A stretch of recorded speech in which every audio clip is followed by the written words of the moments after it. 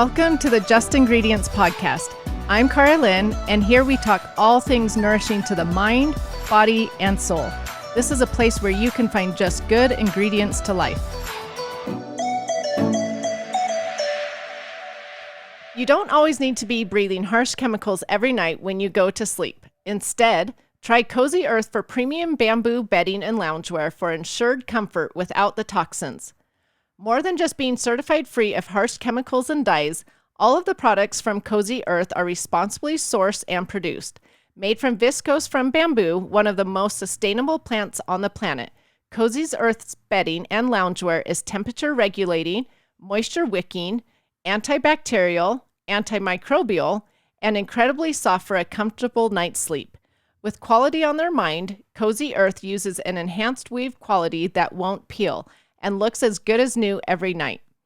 Customers love Cozy Earth, shown through thousands of 5-star reviews for their products, which are all covered under a 10-year warranty. To try Cozy Earth's premium bedding and loungewear at 40% off, use the code JIPodcast at cozyearth.com/discount/JIPodcast. Once again, that's cozyearth.com/discount/JIPodcast. Dr. Kathy is a board-certified holistic practitioner and environmentalist. For the past 15 years, her expertise has been in personalized detoxification. With a long lineage of physicians, Dr. Kathy has been deeply involved in natural healing since a child. Her greatest mentor is her grandmother, who was the first female medical doctor in Korea. For her bachelor's, she was the first student to graduate in bioinformatics and participated in genome research at the University of Cologne, Germany. After chiropractic school, she received additional training in functional medicine, clinical nutrition, TCM, German drainage therapy, and living food medicine. Dr. Kathy was the founder of Pura Vida Wellness Center in Western Pennsylvania. After seeing various autoimmune and chronic illnesses, Dr. Kathy realized the environment was the primary determinant of health.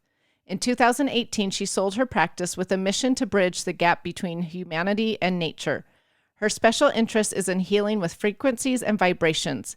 In order to get to the root cause, she believes that one must look at health in terms of energy. While Dr. Kathy continues to provide biochemical support, she also incorporates bioresonance testing, biofeedback, sound therapy, and ancient wisdom. As a result, her approach to health is highly personalized and integrative. I am so excited to have Dr. Kathy Yo here with me today. Thank you for taking time out of your busy schedule to be here. I have loved learning from you on Instagram, and I'm excited to talk to you today and have you teach my listeners. Thank you so much for having me. It's such an honor. Well, tell my followers a little bit about yourself. I just read your bio to them, but give them a little bit about your background and how you actually got started studying holistic medicine, detoxing, things like that. Sure. I would say my background is quite diverse. I was born and raised in South Korea. My father's side, they were more of Eastern medicine, so acupuncturists, herbalists. And then my mother's side, they were more medical doctors. And my mother was a classical pianist, so music was a big part of my life. And I was quite fond of fine arts. And then I came to the United States in my teenage years and lived and traveled various places internationally as well. And I've always been a curious adventurer. And I think this allowed my approach to health to be quite diverse. That's the key word in my practice, because there's not just one way to health. Thinking outside of the box, I think it's necessary. Crossing barriers between science to creativity, humanity, even spirituality. These are words that are not very welcome in science, but I think it's necessary. And that's the science of humanness. And that's what I'm interested in. And along with your introduction, I would say there were a couple turning points. I didn't fully understand detox until my own mother was diagnosed with cancer. She did go through conventional treatment. And meanwhile, we also juiced every day. I prepare healthy meals, mainly plant-based. But she would tell you that her ultimate victory to cancer was forgiveness. And It was a game changer. It's like after cancer, she's gotten even healthier with her positive attitude. She just knows how to let things go, give thanks to God, just living a life full of joy and gratitude. And this is how I began to practice with my patients. Instead of just looking at their paperwork and lab reports, which are important, but I started to listen, truly deeply listen to their story and learned about their personality, paying attention to how they use words, their minds, and consciousness. And I will begin to hear about other information, childhood trauma, poverty, peer pressure, sexual abuse, eating disorder. Behind every disease, there's a story. And then when we start to connect these dots together, then we have a truly authentic relationship. And for me, that's how we get to the very source of illness. And we begin deep internal healing. Then how I got here today is the environment, right? With nature. So many people feel defeated as if their body has failed them, but our immune system works by responding to its environment. When you've seen the picture of fish in a tank and people talk about, should we medicate the fish or should we clean the tank? I'm sure you've seen that photo, I have. the picture. Yeah. And where I am now, I even ask, why is the fish in a tank to begin with? It should be where it belongs, in the river or in the lake. So the turning point was, I mean, I already knew about environmental toxins like endocrine disruptors and chemicals and processed food. But it was until I started to treat Lyme disease, because living in Pennsylvania, there were so many ticks and many Lyme cases. And initially, I knew very little about this bacterial infectious disease. And more I studied, more I just became confused. And I started to ask questions backwards. Kind of, it's like playing a detective. If I am trying to chase this bad guy, I need to know about that person's characteristic. What does he like? What kind of environment does he like? What kind of environment does he not like? And I will remember each year, I will start with maybe 3 or 4 Lyme cases. Each year it was gradually increasing until one year it was exponentially growing. I was seeing, it's like every other patient I was seeing had Lyme case. And it Wow. was that year, I remember, in Pennsylvania, in the middle of December, it should be brutally cold. And it was like all of a sudden, it was 70 degrees. Ticks were very active when they shouldn't be. It's like at this point, there aren't even tick seasons because the climates are so temperamental. Like right now, there's a tornado coming in Pennsylvania. It's just, there's no rhythm. There's no cycles that are consistent anymore. And then I realized all these carriers, whether ticks, mosquitoes, all these pathogenic toxins, even parasites and molds, they are climate dependent. They are just simply following their natural instinct. So moles, they like dark, humid. Mosquitoes, if you have a swamp in your backyard, no matter how much repellent you use, they're always going to come back.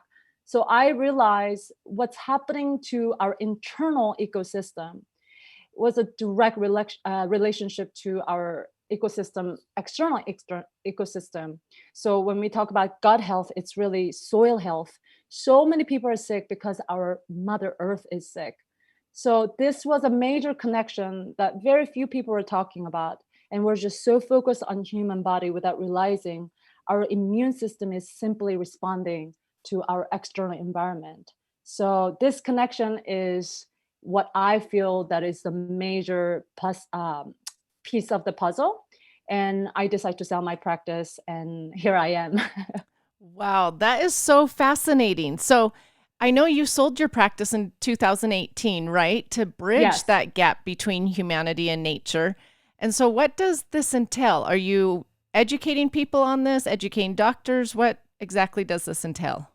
Yes, so I do see patients virtually now. A lot of them have chronic illness, all these quote unquote mysterious diseases. I think it's all about integrating. As I say, my keyword is all about diversity. So it's not just one or the other. It's both and both, right? So it's not just nutrition, but it's a lifestyle. And it has very much to do with neuro emotional health. It's not about eating something because I have to, but I'm doing it because I love myself. It's the same way we take care of each other. So just going from conscious consumer to how to practice self-love, and then how we could serve the community. These are all the things that I incorporate in my treatment plan. I love that, because that definitely is missing out in the medical world. It's either Eastern medicine, Western medicine. Yeah. And so there are many definitions. It could be quite complicated. I personally like to describe it in a symbolic way, so I'll give you both explanation. Detox is an essential part of life cycle.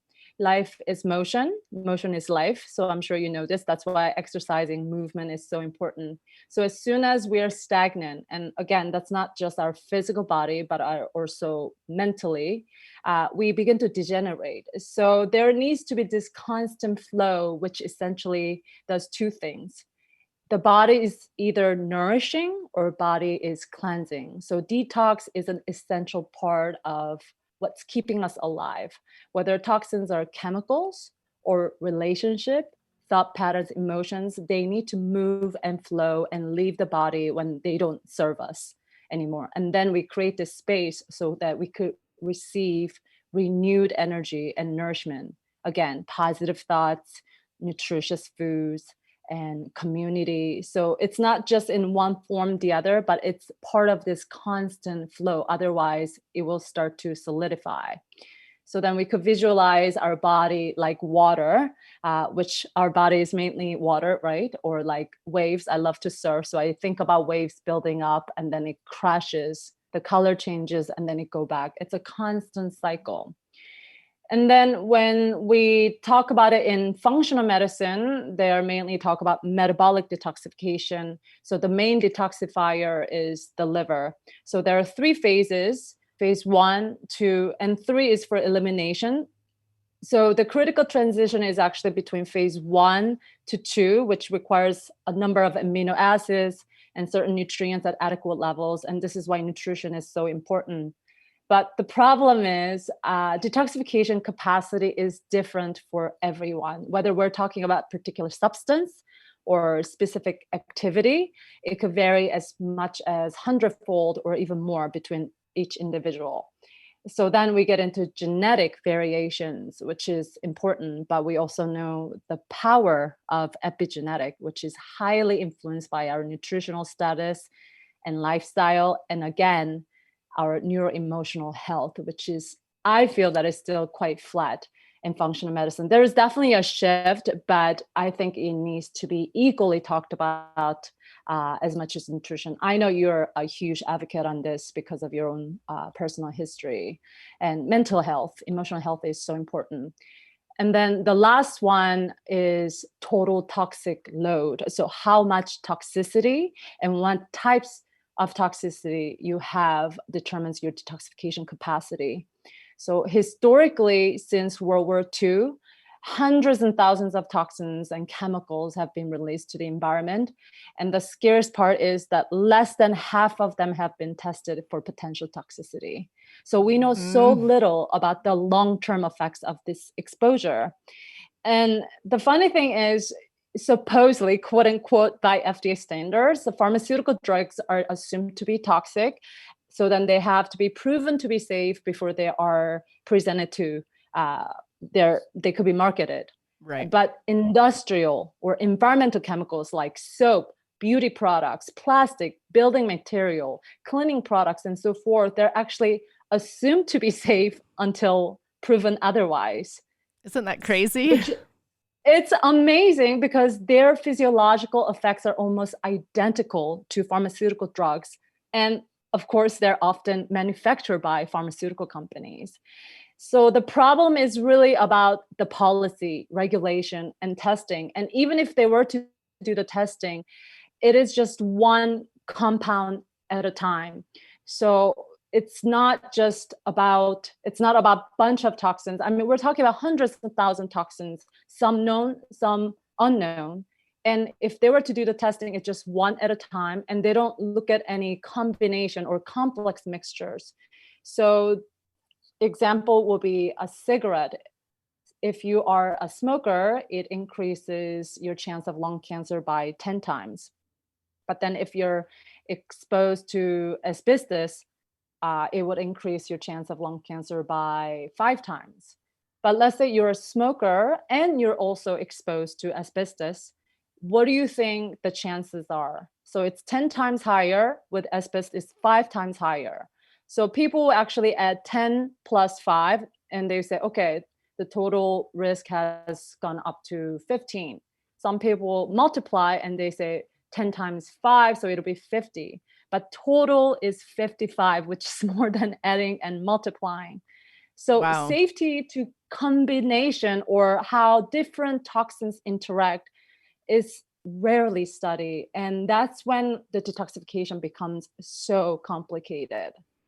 Well, and our bodies are miraculous and will detoxify. But I know my listeners are like, okay, wait, how do I detox? So is this something our body just does naturally, or should we do a detox cleanse, or are there certain foods we should eat on a daily basis? What's your thought on that?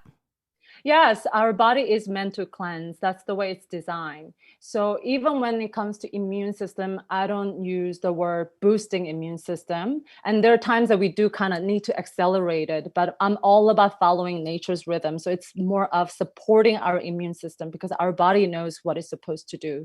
So detoxification is the same.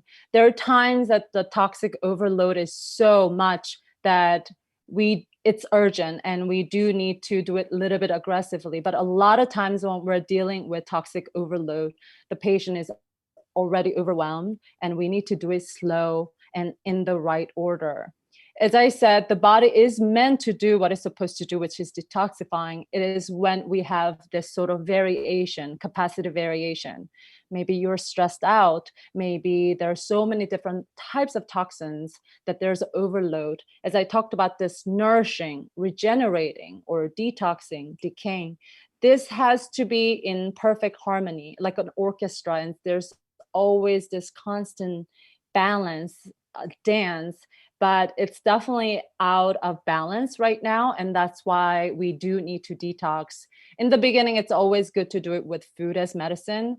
But there are many times that we do need to apply some botanical herbs or supplements or even IV just because the toxic overload is way too intense. And how does someone know that the toxic overload is too intense? That's when it starts to get very complicated because we're looking at not only chemical toxins, and now we're talking about infection, right? Bacteria, parasites, candida, and the list goes on. And even with parasites, there are 300,000 species of parasites, or there's tens and thousands of different bacteria. And there's not just one or even two or even three types of testing that could measure all this. So it's all about how each practitioner interprets based on their history. For me, history is very important. And their, of course, lab report. Lab is also important. Their symptoms and all these things gathering together. And it's up to the practitioner and the client. They create the treatment plan, I would say. And again, I always like to start slow. And now we have a different type of toxin, which is EMFs. So electrical, this sort of frequency-based toxins, I would say it's probably on top of my list because we are first and foremost electrical being. So biochemical is the secondary. Electrical part is what actually manipulates and controls our molecular and biochemical functions. So when we are constantly bombarded to this non-native EMFs, how these toxins not only interact, the synergistic negative effects are so much greater. So then we, in the beginning, kind of have to remediate these toxins before we could actually begin with internal detoxification. Okay, so you're suggesting for people to obviously work with their practitioner for when they feel they have a really heavy overload of toxins. What about just the typical person who feels pretty healthy? If we're eating nutritiously, will that help us detox? Absolutely. There are a lot of foods that could help us to detox, and it's all about the balance. I always like to start with something very basic and fundamentals. Once we have a solid foundation, the body will always work better. So even before foods, I am all about rhythm. So the very first rhythm I like to reset is circadian rhythm. If we don't rest, we cannot digest, we cannot eliminate. And right now, there's so much anxiety, there's so much insomnia. So again, mind over matter. So this is a constant dance that we have to balance. And I will begin with, if there's any sort of sleeping problem or anxiety, I need to make sure that that's addressed first, and then we get into detoxification. So that's first thing that I prioritize. And then the sunlight. And then after that, oxygenation. The best way that our body could oxygenate is connecting with earth. So it's called earthing or grounding. It's one of the most effective way that we could help with this negative harmful effects of EMFs. And hydration. Hydration, water is a passenger, it's a solvent. So without water, no matter how much food or supplements we're taking, we're not really going to be able to flush the toxins out. So I begin there. Even with water, I have my patients play with water, and also timing with water. You don't want to drink while you're eating in the morning. Your body was working hard. So you want to truly hydrate yourself, at least 2, if not 3 cups of water with a little bit of salt, maybe a little bit of lemon, a pinch of baking soda to alkalinize, and on empty stomach, just really flush those toxins out. And then you could begin your food as medicine detox regimen, and starting with maybe smoothie. Protein is also very important, and not just animal protein, but plant-based protein. Diversity is the key. Okay. Thank you for explaining that. Okay, Sure. I know you've touched a little bit upon EMFs, but I want to delve into EMFs. But will you start at the very beginning? Because when I talk about EMFs on Instagram, I always get people asking, what are EMFs and where are they coming from? So will you just start at the beginning and tell people what they are and where they are found?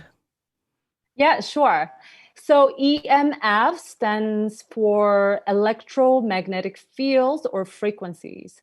It's basically how everything communicates on a cellular level to the whole organism.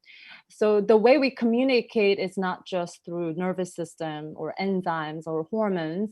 The German physicist Fritz Popp, he proved that our body actually communicate by light, biophoton, which is conducted throughout our entire body. So our body is run by electrical information. So this is actually nothing new. It's just only rediscovering that something our ancient people, ancestors already knew and practiced all along. So I would even put EMFs under the umbrella of how everything is energy, energetic fields. But these EMFs are what's actually measurable, I would say.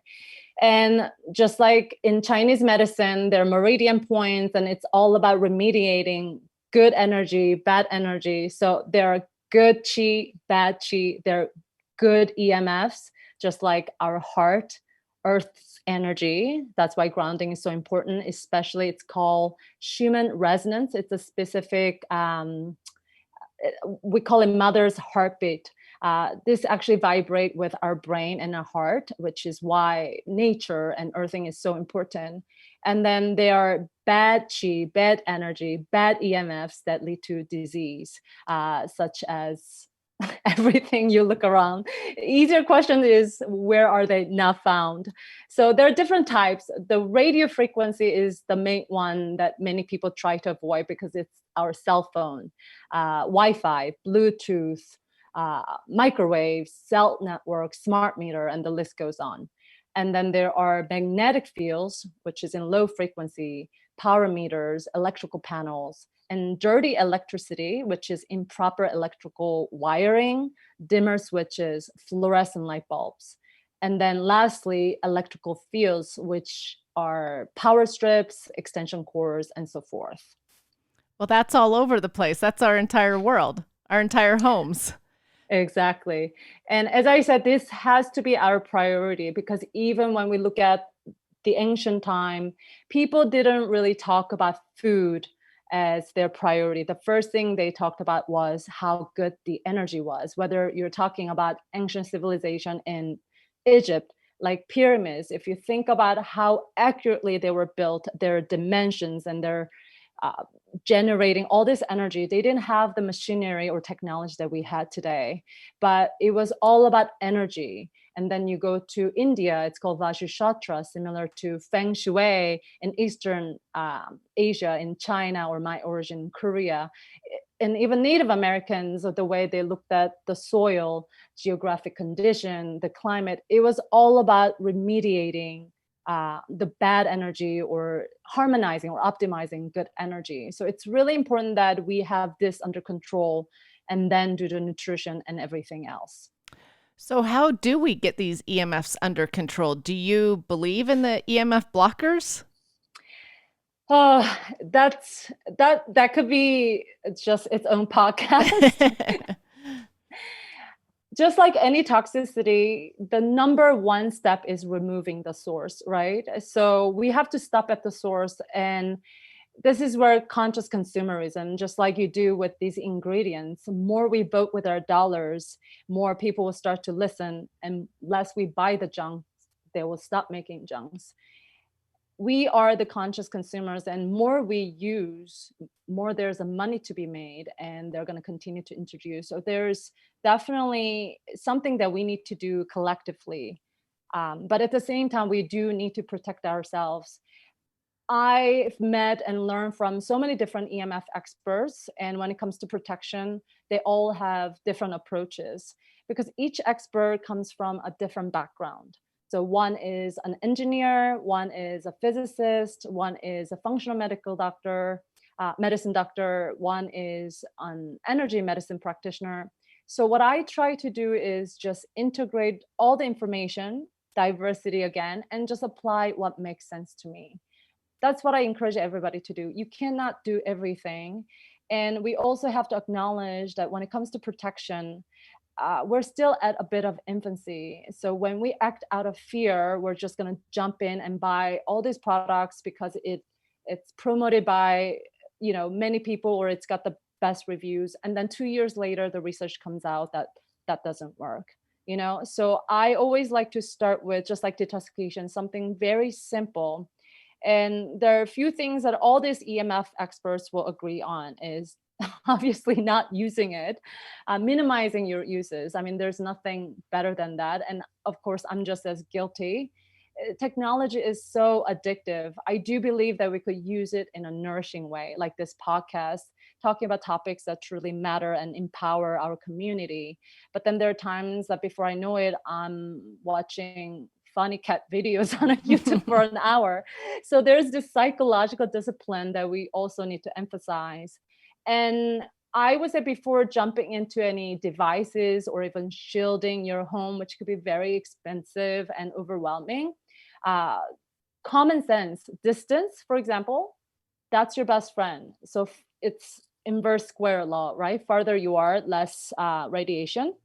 So minimum 1 foot from the laptop and your phone, and minimum 10 feet, or preferably farther the better, from your Wi-Fi router, and just simply turning it off at night. And even something like hard wiring could take care of so many problems before jumping into something really grand and overwhelming. Right. We had our home tested once for EMFs, and it was interesting to see what was producing so many EMFs. And the biggest culprit was actually our baby monitor in my little girl's room. And I was so surprised by that. And so, but it was good getting it tested, because now we always turn the router off at night. We've hardwired a few things. So it was good just to be educated on it and to see where the culprits were. And that's the key. You cannot do everything. You do the best you can. I mean, of course, so there are two different types of EMF protection. There's what's called blocking or shielding, and the other one is called harmonizing. So blocking and shielding is basically measuring those harmful EMFs and using certain material in fabric or paint and actually shield. Whereas harmonizer, it doesn't measure EMFs. It actually measures the way body responds. So it would neutralize the negative effects of EMF. So then what they measure is heart rate variability, live blood analysis or some bioenergetic testing. And they could both be useful, but ultimately you have to make the best decision. If you're living in an apartment with a bunch of smart meters, or if you're right next to your house, there's a 5G tower, if you're dealing with major autoimmune diseases or toxic overload, then probably shielding will definitely help. But then I've spoken with Dr. Elizabeth Plurd, who is one of very well-known EMF experts. She's seen many patients with early premenopause, and they found that later on that they were all sleeping behind the other side of the smart meter. So simply just rearranging your bedroom could make a huge difference. She herself has also struggled quite a bit with electrohypersensitivity. And she has told me that shielding her home and working with building biologists did nothing for her. And she found something so simple, this like little sticker, and it's a harmonizer, and that saved her life. And Dr. James Oshman, he's very academically trained in biophysics and biology. And he also talks about some of these devices are just created intuitively.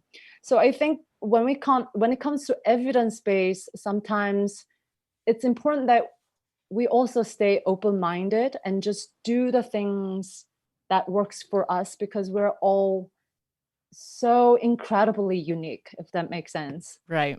And it's going to affect all of us differently, for sure. Exactly.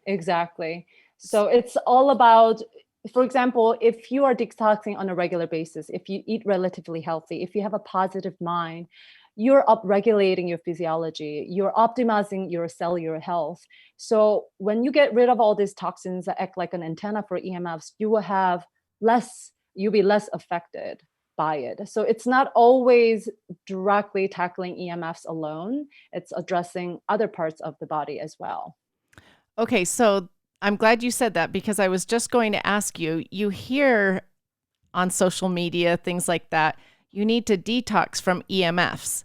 So is that really a true thing, or is it what you were saying, eat nutritiously so that you're not as affected by them?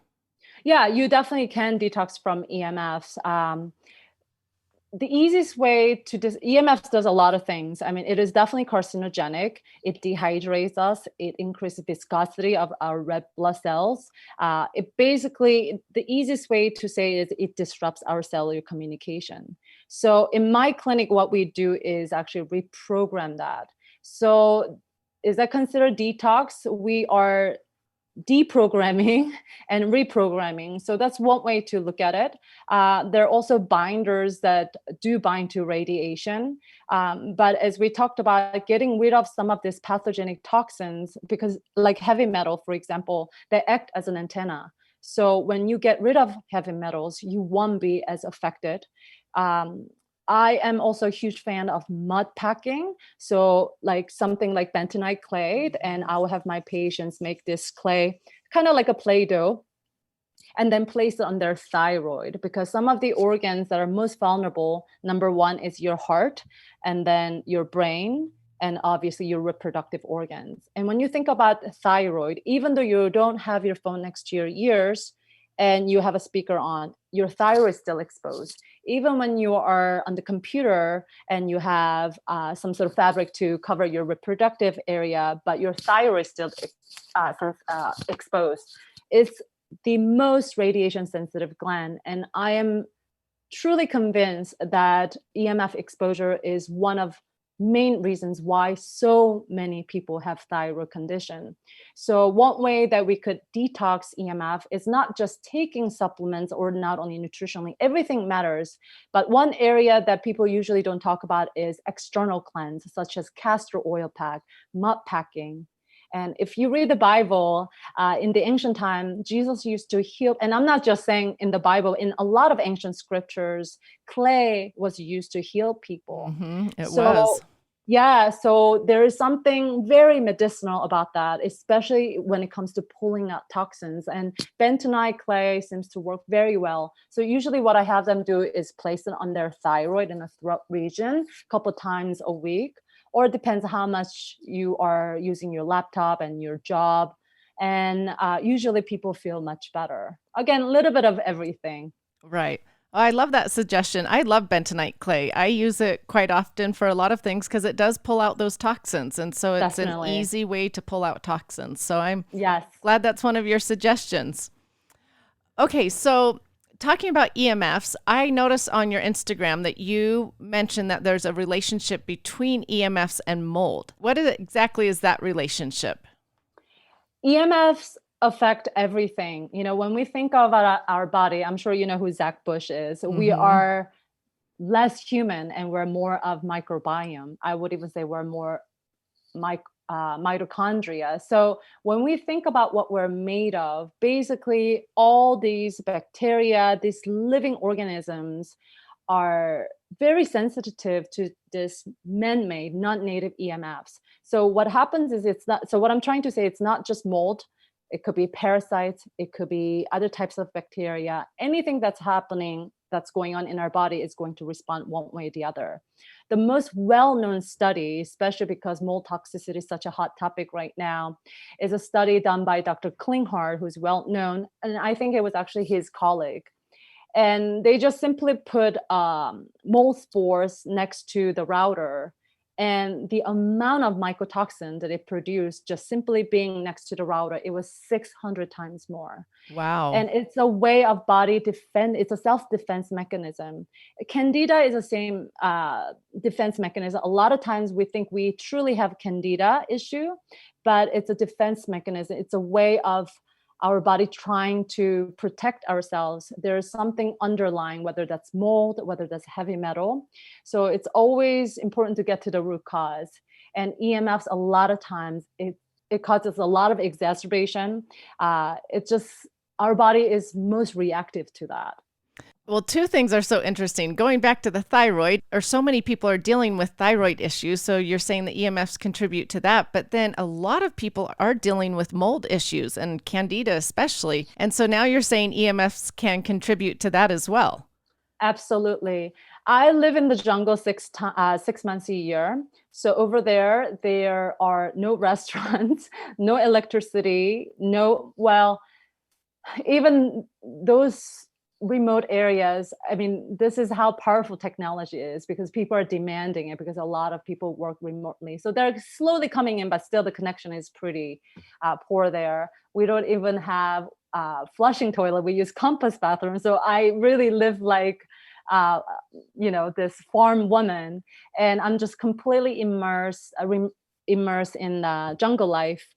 And it's a very humid area. It's avoiding mold is impossible, and when you look at these people who've lived there, they don't have the type of chronic or autoimmune disease that we do. They don't have mold toxicity like we do. So going back to Lyme disease, when I was in my brick and mortar practice, a lot of times we practitioners or us, we focus on just our human body in that just microscopic level, just studying that disease without understanding there's so many different connections and thread that connect everything together, if that makes Yeah, sense. our health is a huge puzzle, is what I always say. And there's a lot of pieces to that puzzle that you have to try to figure out. Absolutely. Environment is definitely the key. I have had so many patients who are allergic to everything, but the minute you remove that from that stressful environment or toxic environment, these people couldn't eat anything and they could eat ice cream. Does that make sense Yeah. to you? Well, I had a patient who was working, she was a stockbroker, and she was so stressed out, she couldn't sleep. And then she got laid off.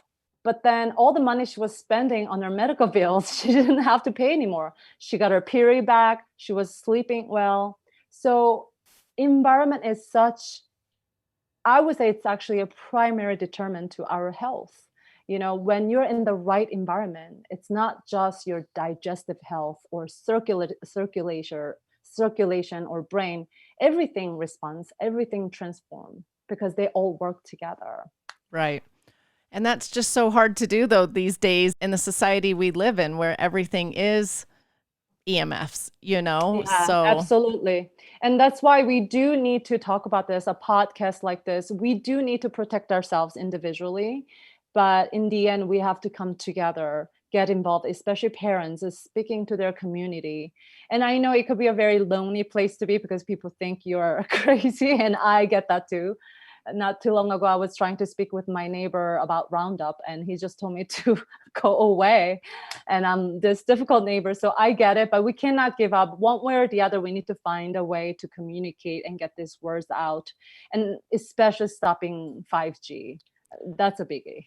So really it comes down to detoxing our bodies, meaning eating the nourishing foods that will help detox these EMFs, detox these heavy metals, detox these toxins, and like you say, a step further of detoxing these negative thoughts and negative energies and things like that. Absolutely. Our heart, for example, is, I do want to mention with children, just one thing that is very, very important, especially if your children are less than 5. According to many pediatric association, both in all countries, they do talk about 1 to 3, there should be zero technology. So even at home, there are things that you can control. And if you have to use it, make sure there's a distance. But one thing that I really emphasize on is not having the phone next to your ears. Because as you were asking, yeah, children are definitely more vulnerable, not only because they're growing faster, but also their skulls are thinner. So if you go to this website called Environmental Trust, they have abundant research studies on children and many other adult humans and women and fertility, and even our insects, bees and trees. And because their skull is thinner, you could actually see the study how much the radiation penetrates deeper. So that's one thing I do want to mention. Is to just use the speakerphone. Yeah, absolutely. Just distance is your best friend. So, okay. Yeah, I did want. Good to know.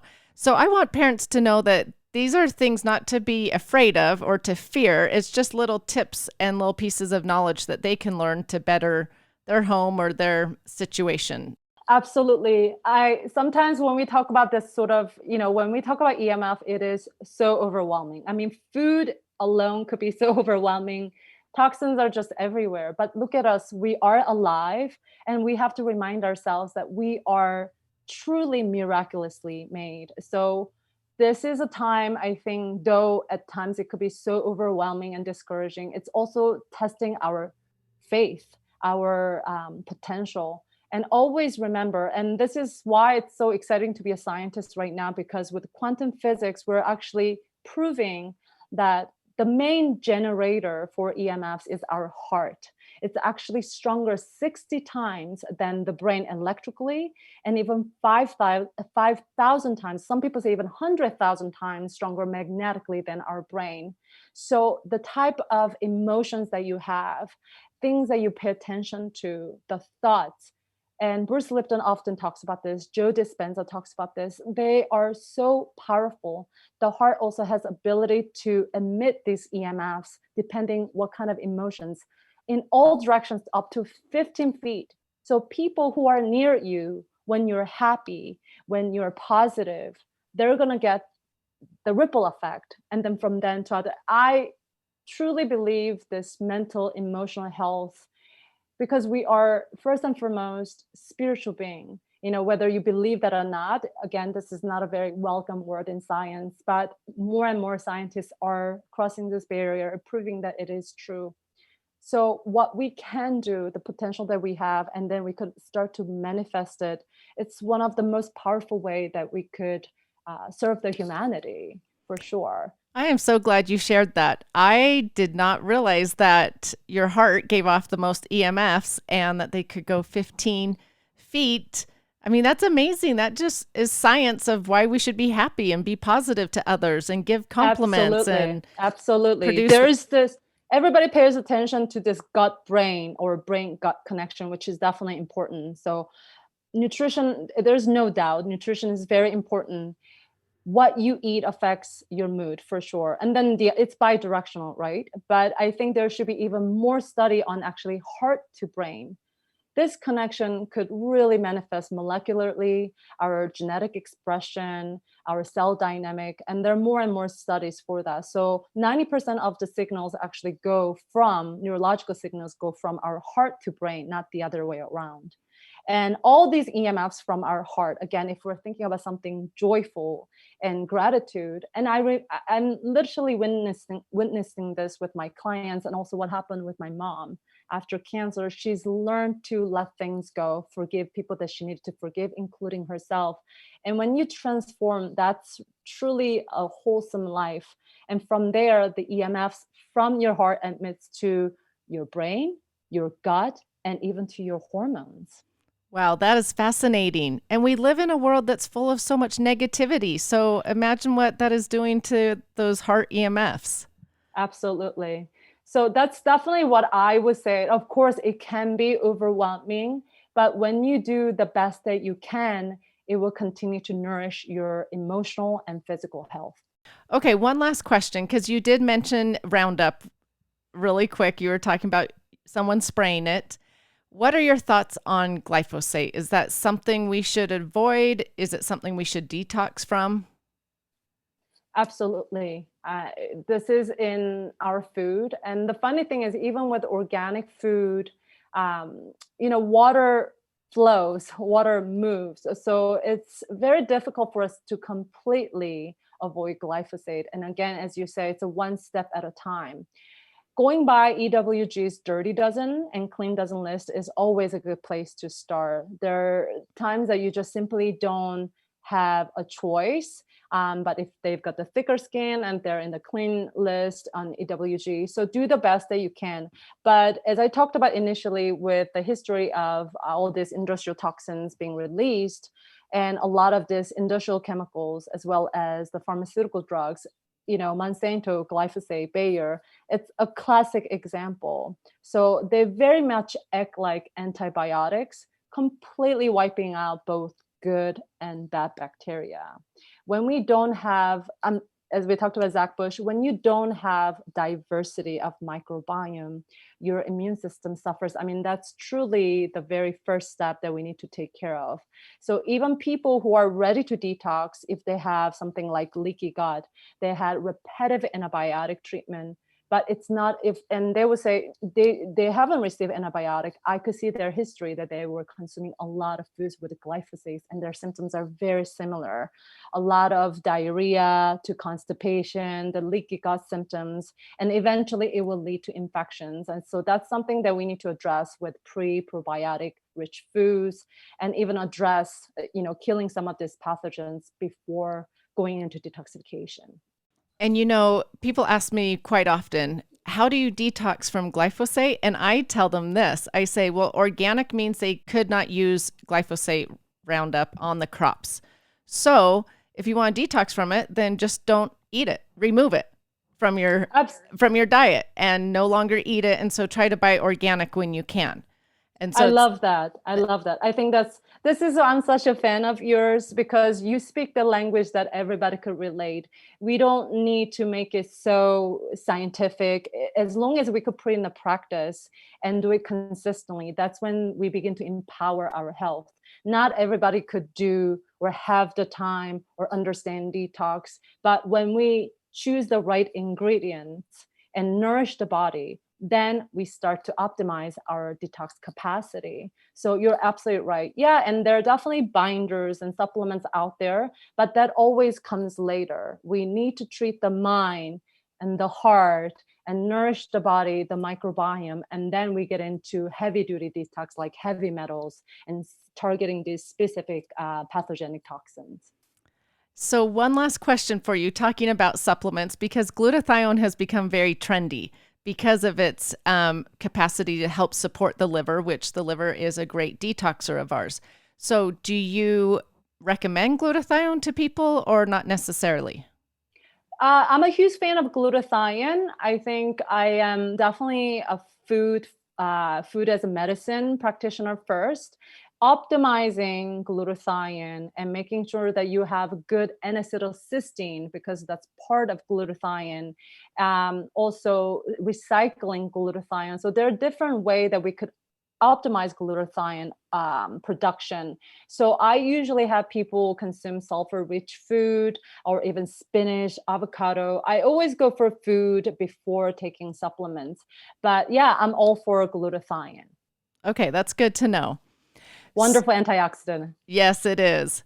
So thank you so much for being here today and answering so many questions about EMFs and detoxing. I know a lot of these are very trendy topics right now, so I was really wanting a doctor to speak to about these topics. So thank you. Where can my listeners find you? They could find me on my website at drkathyyo.com. And also I'm pretty active on social media, on Instagram. Same thing, Dr. Kathy Yo, DrKathyYeo. And you guys, she is really great to follow. You will learn a lot of information from following her. Thank you so much. I always end my podcast by asking my guest what they think the best ingredient to life is. For me, the best ingredient will definitely have to be, especially for the sake of our topic too, is love of life. When you have love for life, your heart has a reason to live. In Chinese medicine, love is emotion for our heart. And that's the best secret to longevity and vitality. When you look at blue zone people, they don't have a lot of education or a lot of money, but they have a sense of purpose. They have reason to wake up in the morning. They look forward to gather with their family and community, and it's all love driven. So in the midst of chaos and even despair right now, if you love life, you will always find something positive. And as I said, it will continue to nourish and change the EMFs of your heart, and that will have a ripple effect. I love that so much. And if you love life, you'll love yourself. And if you love yourself, you will make yourself a priority and nourish yourself. So yeah, absolutely. Thank you so much, Dr. Kathy, for being here today. I really appreciate it. And I know the listeners have learned quite a bit. So thank you. Thank you so much for having me. It's such an honor.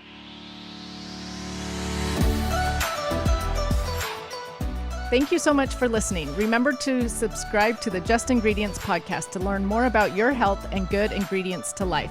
Plus, get daily tips at just.ingredients on Instagram.